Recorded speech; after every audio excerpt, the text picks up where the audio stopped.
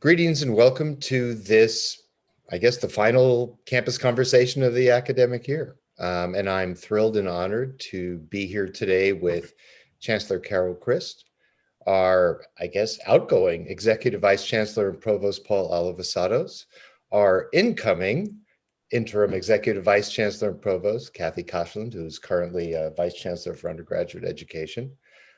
As always, we welcome and urge you to solicit, post questions. You can do that through the Facebook Live site where we're streaming this event.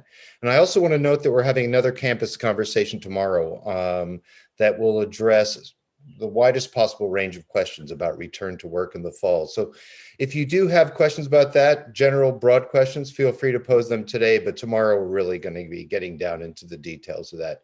So let me just begin. I want to kind of go around this virtual room. Here we are at the end of a year, unlike any other. It's a cliche, but we have cliches for a reason because they capture something. And it feels there's a sense of relief and also anticipation. I'm just wondering, Carol, when you step back and think about the year that was, what comes to mind? Mostly what comes to mind is gratitude. I'm so really awed, inspired by the way in which faculty, staff, and students adapted to a set of completely unforeseen circumstances, an extraordinarily challenging year with multiple crises. That it was as if the faculty were thrown into the deep end of the swimming pool in 2 days' notice to change all of their teaching to remote form, and they did brilliantly. The staff have been so inspiring week after week and month after month in their dedication, their creativity, and the students have been amazing. So I just recently participated, as I think Cathy did as well, in the graduation that we had in the Greek for our seniors and our graduate students getting their degrees to walk across the Greek to pomp and circumstance with no guests in the Greek, and the kind of elation that was on student face after student face was just inspiring and wonderful to see. So the most fundamental emotion I feel is gratitude and admiration. And before I turn to Paul and Cathy, as you think about the fall and recongregating and coming back in person, how do you feel about that? A sense of excitement, anticipation, or some wariness and uncertainty? I think it's both, Dan. Of course, excitement and anticipation. I just went to a prize ceremony, Wolf Prize ceremony. Jennifer Doudna has won the Wolf Prize, and the ceremony to award her the medal was in her backyard. And I just went through the ceremony without masks, and it was so exciting to celebrate Jennifer and this wonderful honor, but also to have a ceremony that was, began to feel more like the normal way in which we interact. On the other hand, when we come back in the fall, fully half of our undergraduate student body will not have been on campus before. Most of the sophomores in the fall, and also the second-year transfer students, and of course all the freshmen and first-year transfer students. So we're going to have a challenging time rebuilding community. So I think it's a combination, and we all have to learn. I mean, we've been in this almost mandated agoraphobia for 14 months, and we're all going to have to learn how to be with people again, and to let down the inhibitions that were so much a part of how we guarded our own health and public health for the past year.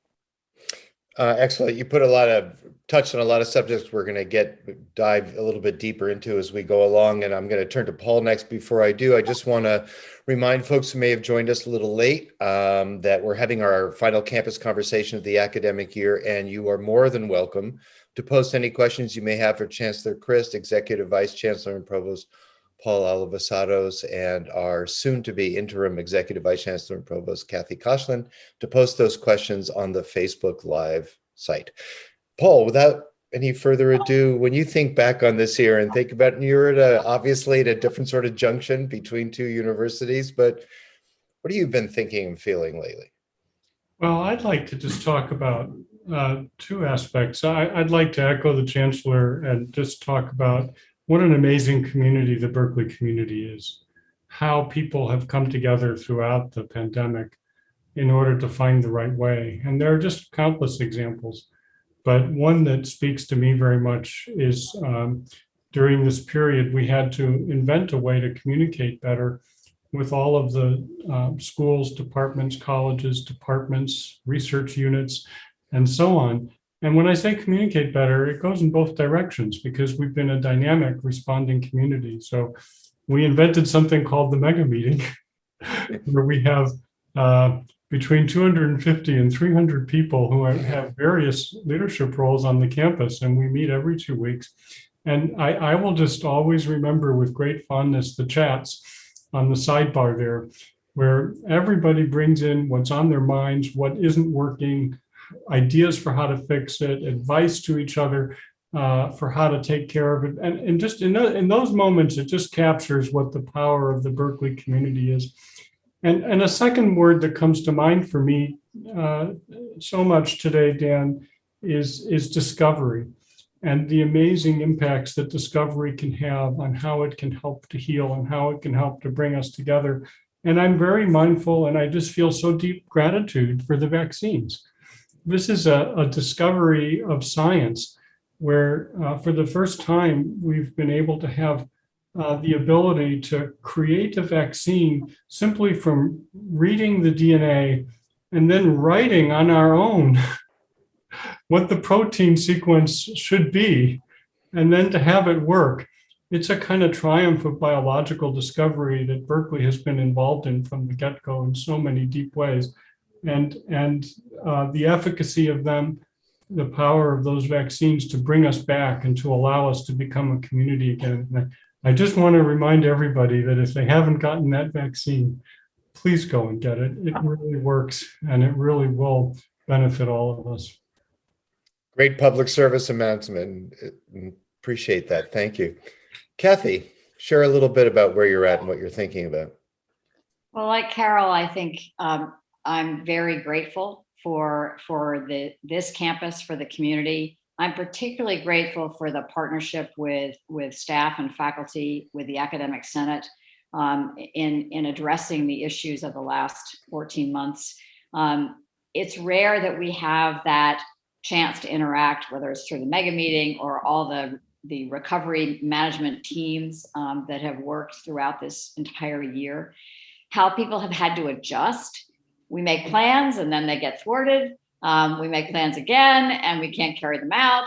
And the patience and goodwill that were exhibited by students and faculty and staff as we grappled with that sort of ebb and flow.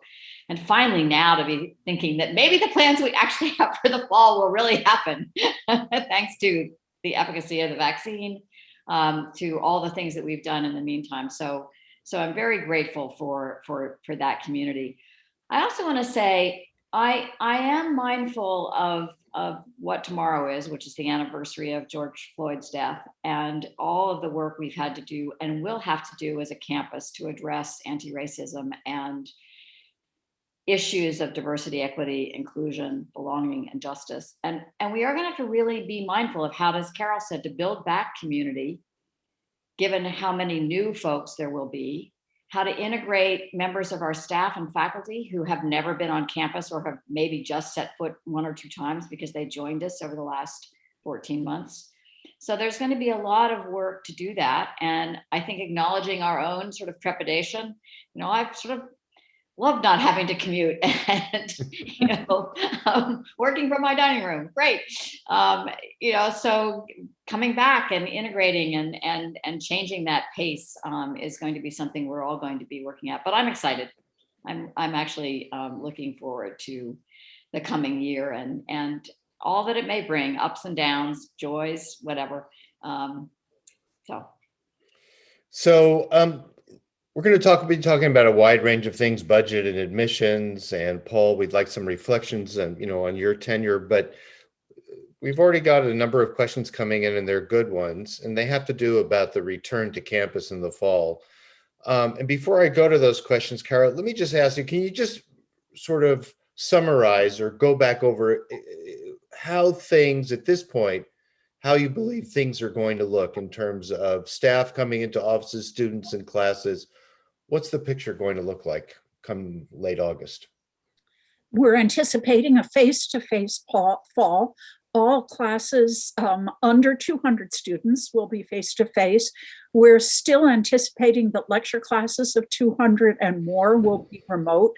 That's because when we were putting the plans in place, we really didn't know what the social distancing requirements were going to be. So it makes thinking about the classrooms a little bit harder. June 15th, as you know, is anticipated reopening of the state. So after June 15th, any a faculty or staff member who wants to come back to campus to work on campus will be able to do that. After July 12th, we expect everyone will be required to come back to campus unless you've negotiated a hybrid work schedule. I think one of the silver linings to the very, very dark cloud of the pandemic is that we've learned how productive hybrid work schedules can be for people. So I expect that there will be many more of them. We're developing policies for them, trying to make sure those policies are equitable. But people will be required to come back if they haven't negotiated a hybrid schedule in the beginning of July 12th. And then, of course, in August, we're anticipating a full return to campus with all the excitement that involves. So let me go to some of the questions that relate to that. And Carol, if you want to take sort of the first whack at them, but let's see how this all falls out. So the first one is, this person says, the mental health of students took a grave and heartbreaking decline. What are your thoughts? Any lessons learned that school will use to change current support for these affected students? That's a wonderful question. And of course, I'm really concerned about the impact of the pandemic on students' mental health, I think in particular, but generally on people's mental health. We're social animals. We're not, meant to be in the kind of enforced isolation that we have been experiencing for the past 14 months. Certainly for me, one of the important learnings from the pandemic, I thought going into it, the big challenge was going to be remote instruction. I found that's not the case at all. It's really the social isolation of our students at a point where, so much of the university experience are the friendships you make, the networks you form. And that's been very hard for our students to do. I think one of the things that we've learned from the pandemic is that we can use telehealth for mental health. And that really allows us to expand our network of mental health practitioners more broadly, allow students more choice in therapists. And I'm sure that's going to be something that will stay with us as we come back to campus. But I think we're also going to have to do, as both Paul and Kathy have said, lots of community building, as well as celebration. I think that in the fall, we're going to both have to be attentive to people's difficulties and challenges, but also celebrate what it means to have gotten to this place. Kathy, you've had a unique vantage point in the role you currently fill, Vice Chancellor Undergraduate Education. Anything you want to add to that? And maybe a few thoughts about how do you go about rebuilding community? I'll say first to build on what Carol was saying about counseling and things. We've had lots of conversations and they're ongoing around student support, advising and tutoring that can be done both in person and remotely. And we know for various of our different populations, having the remote option is actually going to be something that they've asked for. About 50% of students have said they would like access to some form of remote, and about 50% are sort of on the other side of saying mostly in person. So it'll be interesting to see how that unfolds over the semester. And I think we're going to see a real change. I'm looking at the fall as a transition, and then into spring semester being perhaps whatever the new normal actually is. And I think if we anticipate learning across the course of that semester, that's going to be really important for going forward. Rebuilding community is going to, I think the groups that are really going to need this more than anyone are actually our returning sophomores and our returning, second year transfer students, because they've been isolated and they don't have as much runway. So one of the things that's happened that's really interesting is that there was a project this year from students who work on my student advisory committee with LNS advising, focused on the sophomore year. And it could not be a more timely moment for that in terms of the kinds of things that they're thinking about to support sophomores going forward. So that's one example of the kinds of things I think we're going to have to do. But I think it's going to be across the board. We're all going to have to be working on this. I don't think there's any one solution. I will say it was interesting to hear Jim Knowlton say that the ticket sales for football are pretty much running very well for renewals of season ticket holders and new season ticket holders coming forward, and that the first tranche of student tickets sold out in 2 days. So there's an opportunity for at least 6 times a year, a gathering of the community to celebrate, hopefully some victories. And there may be other opportunities for us to really think about how we bring students and the community together in events as we're able to do so. I want to follow up really quickly because, in fact, one of the questions we got from a member of the audience goes right to the heart of something you said. And the question is as follows. Will rising second years and entering transfers from 2021 who spent the academic year in distance learning have a proper in-person Golden Bear orientation this August? This cohort quietly sacrificed a great deal to keep campus and city safe by staying home, but now they may need extra help getting oriented. What are our plans for those students? Probably not as far along as I would like. We concentrated on Golden Bear orientation for obviously the new students, but we're mindful of what the sophomores and second year transfer students will need. And I think that is work we are going to have to do over the summer to ensure that they're included in some of the activities for GBO. Much of GBO this year will actually still be remote.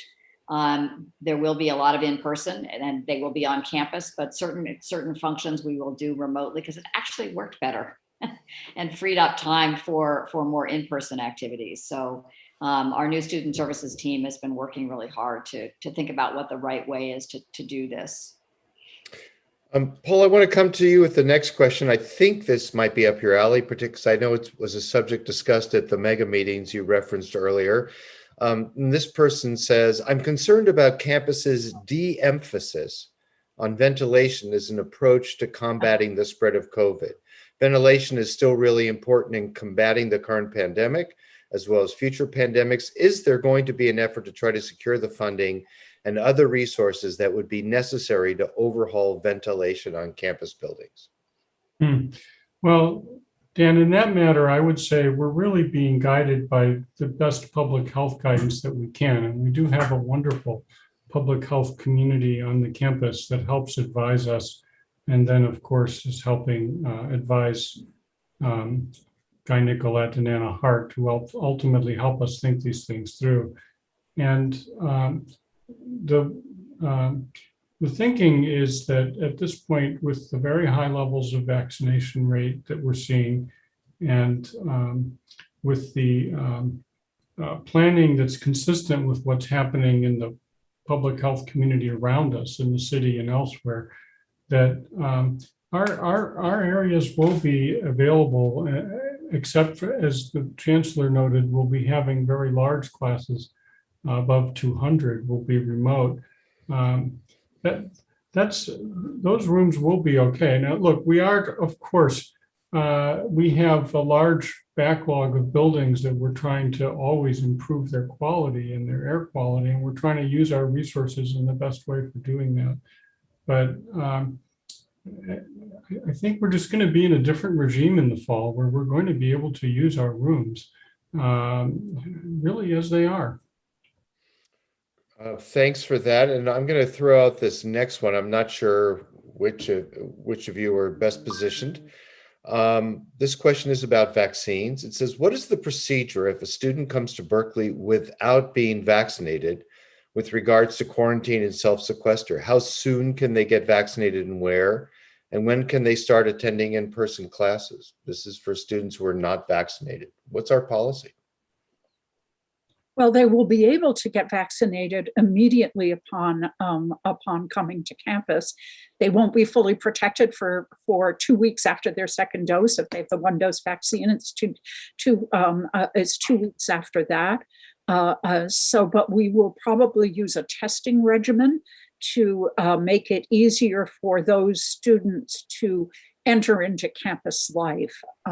One of the things that we're doing is moving from testing and contact tracing to vaccination as the appropriate measure of public health. But we would urge students to come early if they can to get vaccinated, if they haven't been able to get vaccinated, that unless you have a religious exemption or have a disability that keeps you from being vaccinated, everyone will be required to be vaccinated, students, faculty, and staff. Got it. I want to remind folks who are watching, if you've joined us a little bit late, we're happy to take your questions through the Facebook Live site, where one of the platforms where this event is being streamed. Carol, let me stay with you on the next one. Let's turn to a subject of perennial concern and interest, and that's the budget, particularly this year. We know that our finances took a pretty heavy hit. Can you give us sort of a rough idea of where things stand and how things look given the surplus in the California budget and the federal aid package that was passed? Well, there has been some good budget news over the past months and weeks, and we hope it continues to be good. We won't know where we are until finally the state budget is passed at some point in mid-June. But the state has not only restored the cut that was made of $50 million approximately of our state resources from our 18-19 budget, but also I think will give us, allocate to us a higher level of operating funds. That's very good news, but we won't know for sure until the budget is approved. We also have considerable resources from the 3 CARES Act. There's 70 million that went to student financial aid, 85 million that goes to the campus to help the campus with COVID-related expenses.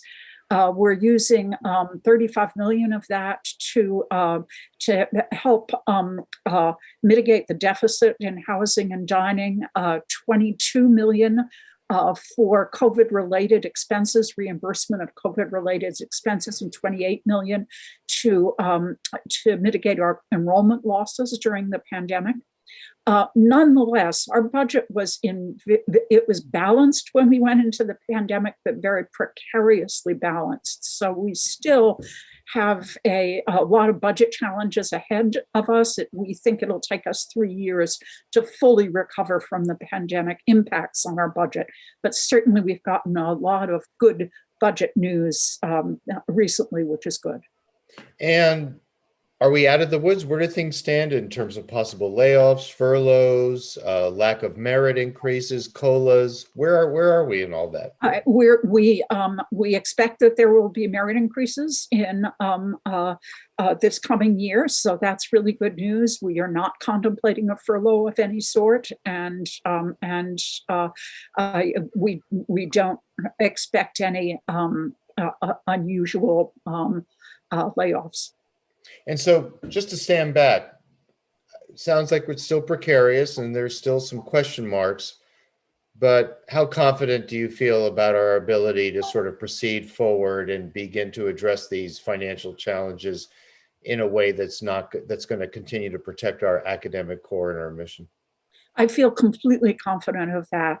And of course, just as before the pandemic, after the pandemic, the health of our financial model is going to depend on the multiplication and diversification of revenue sources. But we have lots of ideas about that. Our campaign is going extremely well. We just recently passed the $4.4 billion mark in a $6 billion campaign. So that's really good news. People have continued to be extraordinarily generous during the pandemic, and we have many exciting gift conversations in process. Thank you. Paul, question just came in. This person is asking is there still any talk of having, quote, collaboration days each week with attempts to cluster meetings on those days for folks who are hoping to work remotely some days each week. Does that ring a bell for you? Well, so that may work by area and by the work group or by the zone. I would say that's something that would be handled locally in that regard. I do want to just say up front about this that naturally during this long period of using Zoom and working remotely, we have found that there can be a lot of advantages to more people using remote means of engaging with their work. And that can lead to better work-life balance and to many other potential benefits. And we're very mindful of wanting to enable that. At the same time, we're mindful of what will happen potentially to the culture of interaction and to the experiences of students on the campus. And so we'll be working carefully to find the good balance between in-person interaction that helps create aspects of the community that are so difficult to create remotely, with the enabling people to have remote work. And so that example of kind of clustering of meetings on some days might make very good sense inside particular units. And I think that's where the policies around that should really be developed on that specific topic. And can I just jump in that and just say, I think that's when I was talking in part about learning over the fall.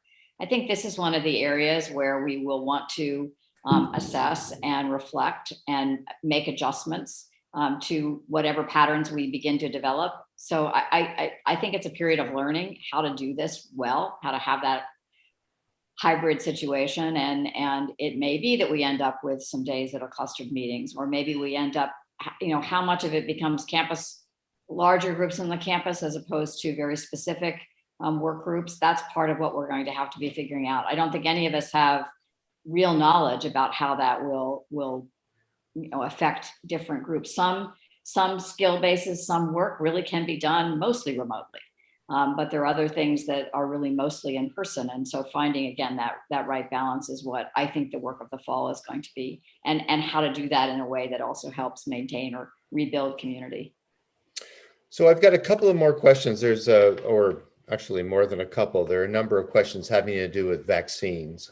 And this may be something we just want to urge people to tune in. If you missed us, joined us a little bit late, there's another campus conversation tomorrow talking about return to work, return to campus, and really getting into the details. But we do have questions right here. If we can answer them, might be good. So somebody asks, well, who exactly are vaccinations required for? And are they required even though they're not approved, quoting, by the FDA, though I believe the FDA has, of course, given emergency approval. So that first part, who are vaccines, for whom are vaccinations required in order to return to campus, Carol? All faculty, staff, and students, unless they have gone through a specific process to apply for an exemption, and the grounds for an exemption can only be health-related or related to religious conviction. And we fully expect that the vaccines will have FDA approval by the time the requirement is in effect. Oh, interesting. I would like Paul, if you haven't been vaccinated, I really urge you to get vaccinated. And then somebody else asked, what about international students? Are we requiring they take only those vaccines which are approved by the World Health Organization, or? No, we will accept whatever vaccines they have. Got it. Let me just turn to another issue, the issue of, Paul, I want to circle back to you. About some of the things that you managed to do this year. And when we talked before this event, I was struck by the extent to which you feel we've made great progress in terms of faculty diversity. Can you talk a little bit about that, about why that's important and the strides that were made in this last year? Well, I can't tell you anything more about how important. It's the single most important thing that I think that at some level the provost has to think about it, because it really speaks to the effort to have both the highest quality faculty, the faculty that can make the greatest discoveries, and the faculty that can help to create the kind of inclusive and belonging and stimulating environment that our students need in order to learn in the best way. So that is very fundamental to the university. And I do think that our whole community, and I'm so proud to have been a part of this, has made enormous strides in recent time. And some examples of that are that we've had, at the Chancellor's request, a set of remarkable cluster hires around the experiences of communities that are the most disadvantaged in our society. For example, right now, we're really far along in a climate justice cluster hire that has faculty from across the entire campus involved, and they're just amazing people. We've had recently with Sharon Inglis and Carrie Fresh, many other people have helped us, as well as quite a number of faculty, create the Faculty Link program, which is a wonderful new program that brings faculty together into mentorship relationships and into networks in ways that we hadn't done before. We've been working, and Kathy was heavily involved in this, in creating an Emeriti Academy that is helping our most senior colleagues stay engaged and be more involved in the campus than they've ever been before, so that they can continue to contribute. We've created a Faculty Leadership Academy, and that academy is bringing a far more diverse group of people into a network that will help them to step up and become future leaders on the campus. I think half of the alumni from the first Faculty Leadership Academy are already in substantial leadership roles that range all the way from center director to vice provost positions, deans, and so on, all across the campus. So those are just a few examples of some of the things that we've done, but I think Berkeley has brought a lot of creativity and innovation to this area and is doing remarkable things and moving very quickly. And it's exciting to see, and it's going to have a really big impact. So, Carol, I'd like to stay with this topic, the topic of diversity, equity, inclusion, belonging. Last year, we admitted one of our most diverse classes in many years, and I know we don't have final numbers yet, but how does it look? How do you think it looks for the current class of admits, and how do you think we're progressing in terms of your goals to increase the diversity of the student body, the faculty and staff population as well? We're progressing extremely well. I expect last year's class was the most diverse that Berkeley admitted in 30 years. And I think next year's class, when we get the final figures, is going to be even more diverse. So I am so pleased with the progress that we are making. As you know, we have a campus goal to become an HSI serving institution that's at least 25% Latinx students by 2027. We're moving toward that goal. I know that we have had a quite successful year in terms of Native American acceptances, and another jump in our acceptances of Black students. So I can't wait to see the numbers, but I think we're making really good progress. You know, that touches on a question that a member of the audience just sent in, and it's how will UC's rescinding of admission standardized testing, I guess the SAT, how will that improve diversity on campus, do you think, or will it? I think it will, and that it has. We saw 28% increase in applications this year for our freshman class. That was the highest percent increase in the University of California system. 8.5% increase in our transfer applications. That was the second highest increase in the UC system.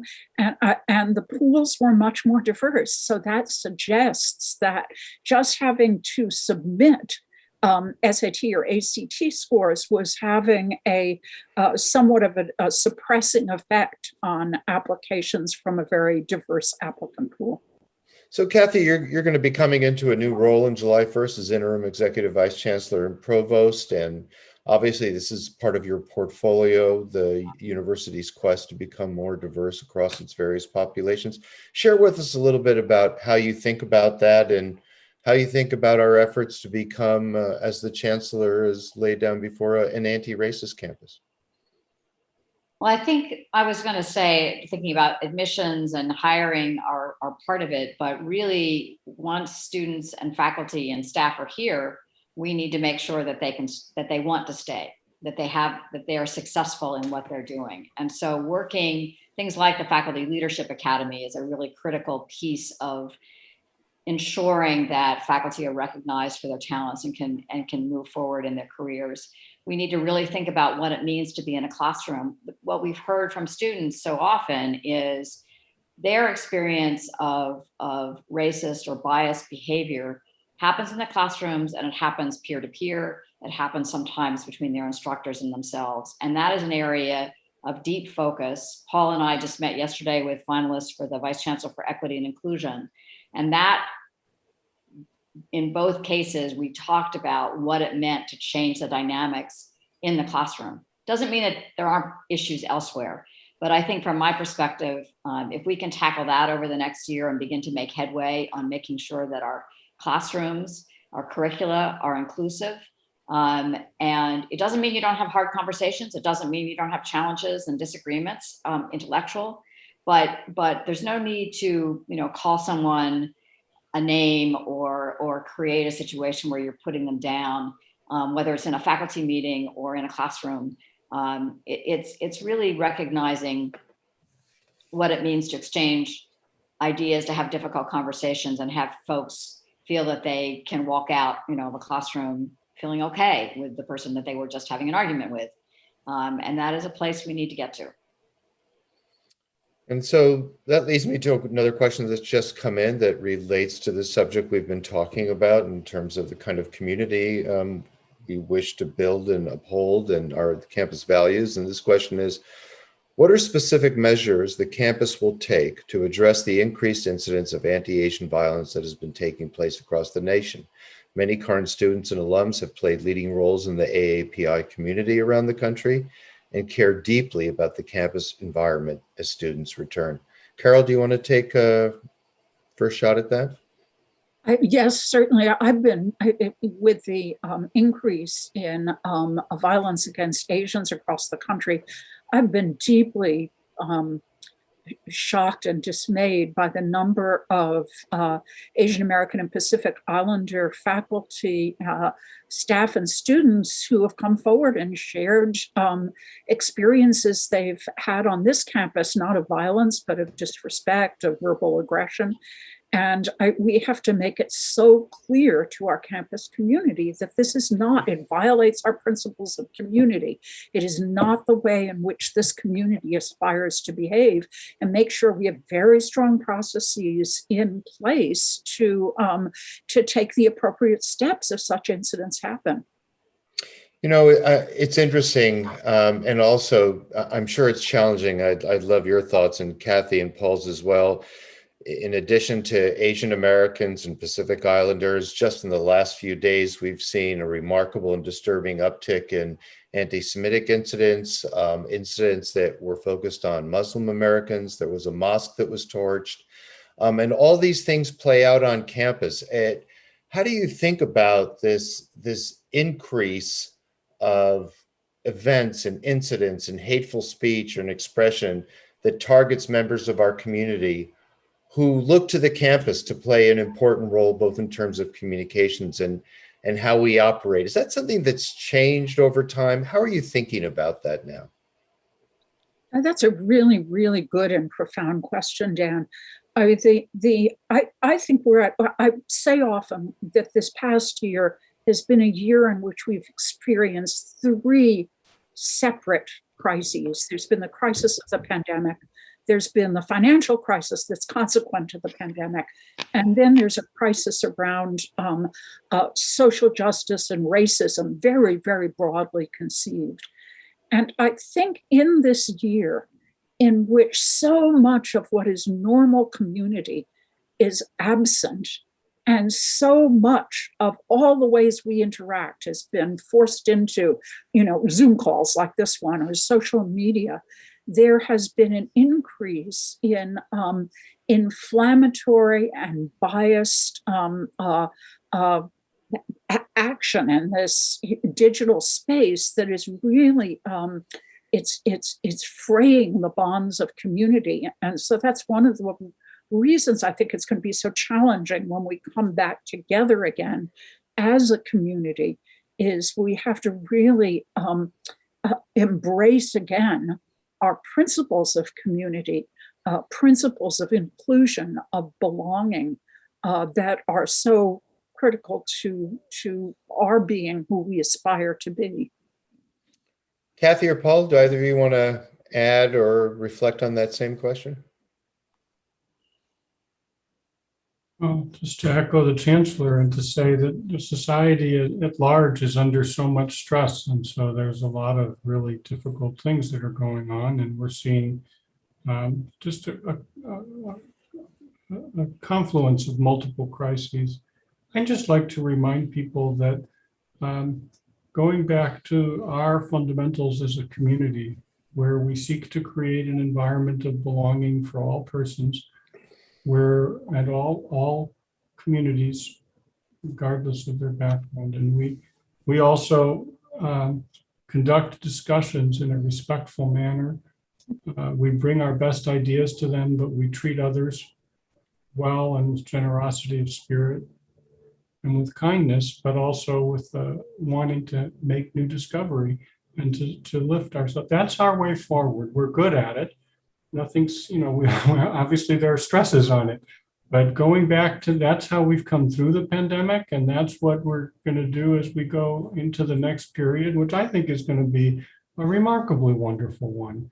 So let's remember the fundamentals and go back to those over and over again. And remember, each of us, that every action that we take influences the others around us. So be thoughtful about how you engage with other people and how you help them to advance as well as to continue the debate. Kathy, anything to add? Otherwise, I'm going to turn to a couple of more questions that have come in. I'm just going to say two things. One is, I think there's a I don't know who actually said this first, but the idea that one models the change that we want to be. And that's a goal. It's not something that's easily done, but I think it's something that we can aspire to. And the other thing, just to echo what Paul said at the end there, was so much of what we've done over the last, I'd say, probably 40 years has been very much individually focused and to the loss of our community. So the idea that we make that, so you're sort of in it for yourself, you make decisions for yourself. That's a very independent, sort of spirit. But I think we've gotten to a point where we've lost sometimes the importance of recognizing that, Paul said, what you do, or Carol said it, what we do individually does impact everyone around us. And so, that's the argument for getting a vaccine. You being vaccinated is not just about protecting yourself. It's actually just as important, if not more important, for protecting the rest of the community. And so thinking about our individual actions and then how we want the community to be as a consequence is going to be something I think we need to spend more time thinking about, more about the other and less about ourselves. Got it. Thank you for really excellent answers to a complicated question. I want to turn back to questions we're getting from the audience. Again, remind people, if you do have questions, we have about 15 minutes left. Post them to our Facebook Live site, and we'll do our best to get to them. So, two related questions. Let me just read them here. For countries where U.S. embassies are still closed, is there anything the university can do to help us get the visas so that we can make it in time for fall 21? Two, related question, do you have any insight to F1 visas for incoming freshmen since U.S. visas are still on hold? So obviously, students from overseas who are concerned about coming back and the ability to travel. Yeah, thanks for that question. Our most effective way of helping our international students is to put pressure on the government to process visas more quickly without so many requirements like an in-person interview, to make sure that there is a route for students to get visas. And there has been, we wrote to all the chancellors wrote to President Biden. President Biden answered back. And so the universities have been acting in concert on this. And I think the government is aware of how important an issue it is for higher education. And so it sounds, Carol, that again, on that front, if I may just jump in and say, please. It's very important for all students who have concerns like these to be in touch with the Berkeley International Office. It's an excellent group of the staff are so dedicated to the students. They're knowledgeable. They really think these things through, and they are an invaluable resource. So every student, if they're worried, should be in touch with the bio office, please. But it sounds like right now, this is something that we're working hard on in concert with other institutions, but there isn't a specific solution at hand yet. Right. Okay, got that right. Paul, I got a question for you, and it came in from the audience, and we'll start small, and then I want to expand and talk more about research discovery and, some of the projects that have been so important to you during your tenure in office. But this question is, if there are discussions, labs, and lectures for the same class, will all students have the option and ability to participate in discussions, labs, and lectures for a given class? Yes, well, I mean, so the answer to that, I believe, is yes. Where Kathy may be even in a better position than Kathy. Should I bounce that one to you? Yeah, Because you should I feel bounce like you're in a somewhat stronger position to actually answer it accurately. Yeah. All right, Kathy, go for it. So for all of the lecture classes where the enrollments are 200 students or more, we are asking that those lectures be delivered remotely so that they're available to students wherever they are. We are also asking that, as to the best of the capability of that particular class, to offer at least some discussion sections that are remote. Labs are a little more challenging. So some lab courses will not be available that way, even if the lecture is. And that's just because of the nature of the lab and how it can be conducted. But that's the idea there. We're also asking that any faculty who get scheduled in a lecture capture classroom, even if they're smaller than 200, if they would capture the lecture and upload it, then students would have access to that as well. But the expectation is it's the classes over 200, which, while they're a small percentage of our classes, serve a lot of our first year students, particularly freshmen. So that was part of the strategy of asking folks to be remote if they were more than 200. Got it. Thanks, Kathy. So, Paul, I'm coming back to you. I hope to use that last question as a segue to a broader issue. So forget the that segue. Didn't work. So you're good at adapting. So I want to talk to you about research. You were Vice Chancellor of Research before, obviously you had a distinguished tenure at the lab. And at one point in recent years, it looked like federal funding and sort of on a broader level, societal support for academic research was imperiled. Where do things stand now? How are you feeling about the Berkeley research enterprise in particular, and the whole idea in general across the country? Oh my gosh, it's such a wonderful moment for research and discovery at Berkeley and nationally. So thank you for the question. I'd just like to point out a few key things that really bear mentioning. During the period when I was Vice Chancellor for Research, Kathy and I had a wonderful partnership with many others on the campus and started a dialogue around undergraduate discovery experiences. And that's just coming to fruition so beautifully right now. We had a large cohort of departments and combinations of schools come forth with their proposals for how to revise the curriculum so that discovery could be integrated into the curriculum in a natural way, and to help more undergraduates to be involved in research and other activities that are research-like in the future. And I think Berkeley's on track to become, a university of this scale, a public research university, to become a place where discovery is more integrated into the experience of undergraduates than any other university. That's a spectacular outcome. But also, just to recount some of the phenomenal things that are going on, we have launched the Computing, Data Science, and Society Division.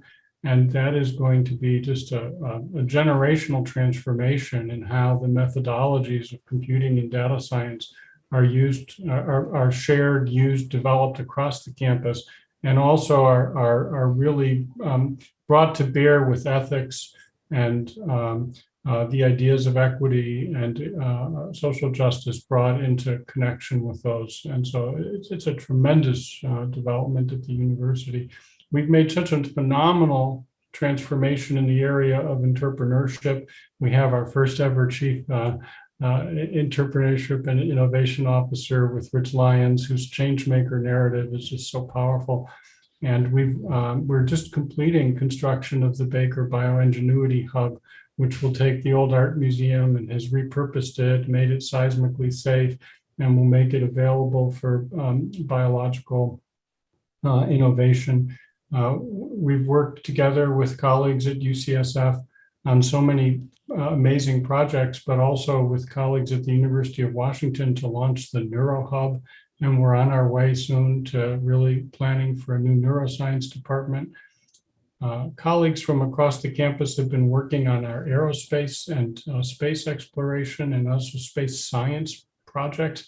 Space Science Lab has been growing beautifully, and we've taken the early steps to really make the Moffett Field a place of collaboration with NASA and with many other companies and others in that part of the Bay Area. So that's going to just lead to a huge outcome in the coming years. And we've also had a situation where the new Biden administration has been really leading the effort to harness science in so many different ways for all kinds of important issues that Berkeley will be at the forefront of. So support for research is at an all-time high. And I think if we look back in 10 years, we're going to be seeing that Berkeley will have been at the start of so many important discoveries that are changing the world. I just couldn't be more optimistic about how the discovery agenda is developing. It's really exciting. Yeah, it's an incredibly impressive list, but I do have to thank you for giving me one segue, which is to go back to Moffett Field. Where do things stand? Are we still in due diligence there? Is that or is that already a done deal? And we know where we're heading. For people who may not be completely up to speed, just maybe a thumbnail sketch of what the idea and aspiration is and where things stand. Well, so first of all, to the idea and aspiration, there is some land there which NASA Ames has the ability to sublease, and we are working with a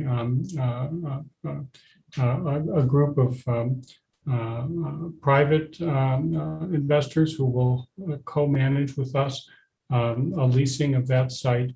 And we will be able on that location to develop space and programs that are ones that lead to great partnerships with NASA and also other partnerships in the area.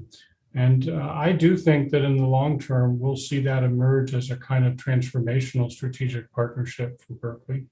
And we're making really important steps. The Regents recently approved an early step of this. So we're moving along in a good way.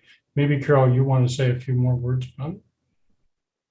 Nope, that's it. Okay. But speaking about projects and potential developments, Carroll Mills College has been in the news. And what exactly, where do things stand? What are we thinking about? And yeah, what should people on campus know about that right now? We continue to be in conversation with Mills. I should start off by saying we have a very long relationship with Mills College over decades. For a long time, Mills students have been able to take one course per semester on the Berkeley campus for credit toward their Mills degrees. And we were in the middle of a set of conversations with Mills about deeper, more extensive collaborations when the pandemic struck. And it became more and more challenging for Mills to imagine a way forward. So Mills has announced that in the spring of 23, they will stop granting degrees. And so we're involved in a conversation right now about whether the Mills campus might become part of the University of California. The discussions obviously are confidential. There are lots of legal and financial issues to work through, but we continue to be in conversation about that. Got it. Thank you.